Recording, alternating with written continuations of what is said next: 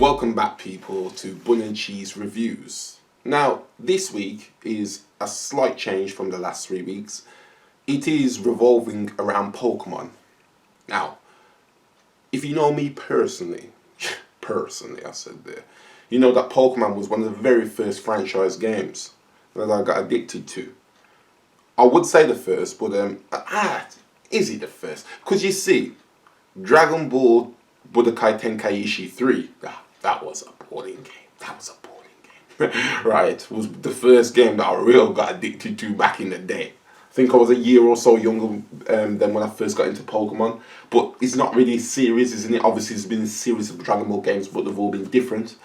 And I only really played 3, I didn't play 1 or 2. So I suppose you could say Pokemon was the first series I really got addicted to. So this is a list of my top 5 favourite Pokemon games, and the reasons why they're my top 5. Obviously, as I said before, these lists is my personal opinion. So if you want to debate, if you want to put your top 5 in the comment section, it's one thing I haven't said so far, this is week 4, then list them down below. Also, another thing I want to say is this is probably the last week I'm going to do where it's gaming. Because this is now episode 4, or I'm not really going in episodes, but it's the 4th week that one of these videos have come out for. So I'll probably do a month of one thing, a month of another, and then eventually get back to the first thing and do different videos like that. Want to, keep it fresh, do different things. So let's stop all the blabbering and let's get straight into the list. Number 5, Pokemon Red. A glitchy mess, but my beloved glitchy mess. I mentioned on a previous video that this was the first Pokemon game I ever played, so it was always hold a special place in my heart. I remember always, and I mean always, choosing Charmander as my starter no matter what, because I just thought Charizard looked the coolest. And I was set off on my adventure. I love the idea of Gary as a rival and him pushing the main character to be stronger throughout the story. And I also love the idea of catching them all, even though it was pretty much impossible for me, as I didn't have Pokemon Blue or a friend with it. Hell, I barely even knew somebody with a link cable back then. The town layouts and the music that accompanied them, and nostalgia to the highest of levels.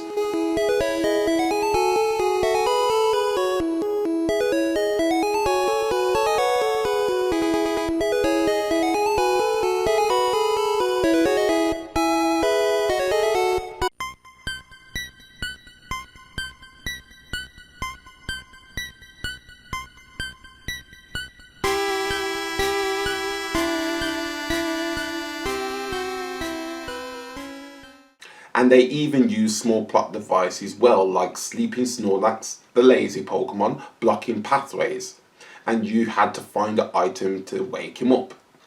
But like I said at the beginning, this game was a glitchy mess, with moves that were meant to be 100% accurate, not hitting all of the time.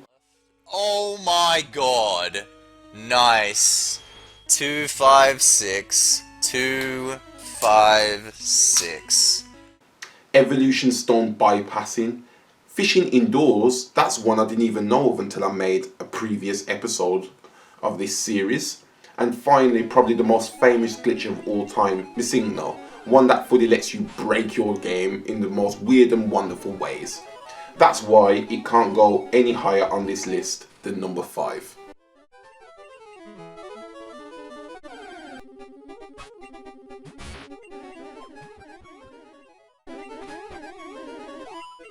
Number 4, Pokemon Yellow. I remember hearing about Pokemon Yellow when I was a kid, and at first I thought it was a rumour. This was because I didn't think the stories of them following the anime this close could be real. They included Jesse and James, and plot lines of the way Ash obtained the original 3 Kanto starter Pokemon.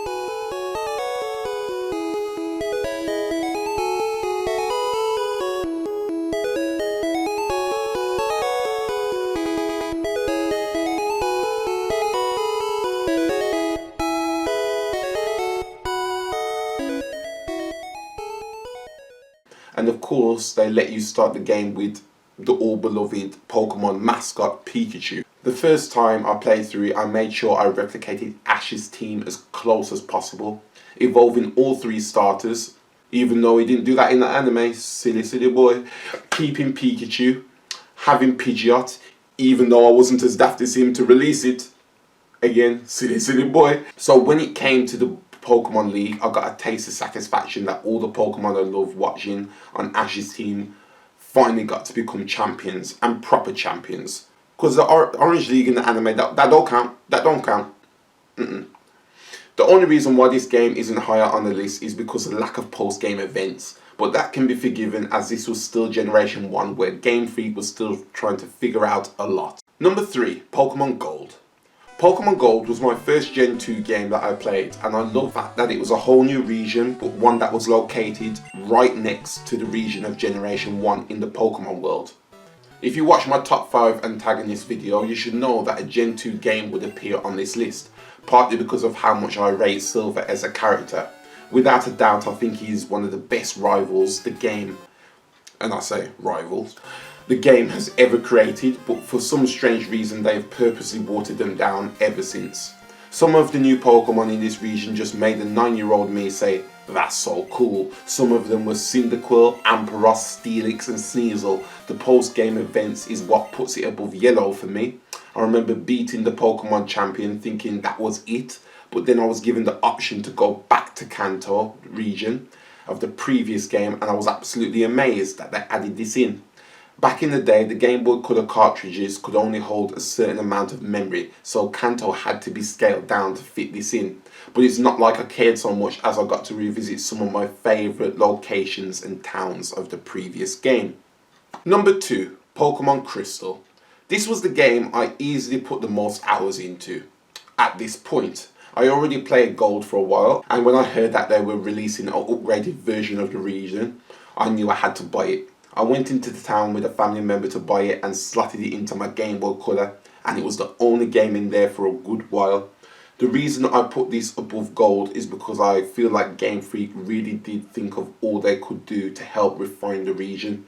First of all, they made it an option to pick a girl as the main sprite, which was necessary as a lot of girls enjoy playing Pokemon, and it's nice having that representation. There was a new character added that's looking for one of the legendary Suicune that made me feel like he was a true legend and not just some overpowered Pokemon nobody in the series even cares about. Oh my god! No way! Oh my god!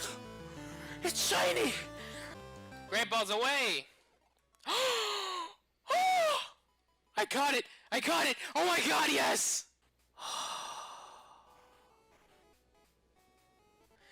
You seen? Awesome! Too awesome even!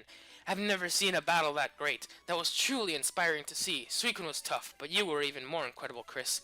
I heard Suicune's mystic power summons a rainbow-colored Pokemon. Gee, I wonder who acted me.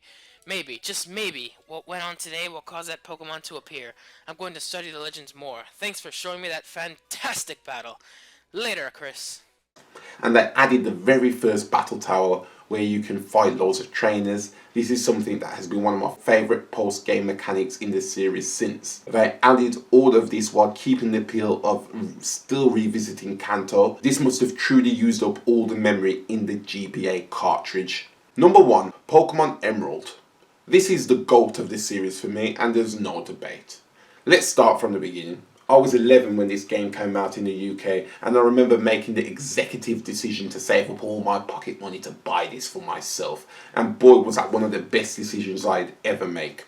I can't remember if it was at the time I bought the game, but I also did buy a guidebook that had loads of tips and infos about every route, Pokemon and location in there, but more on that later.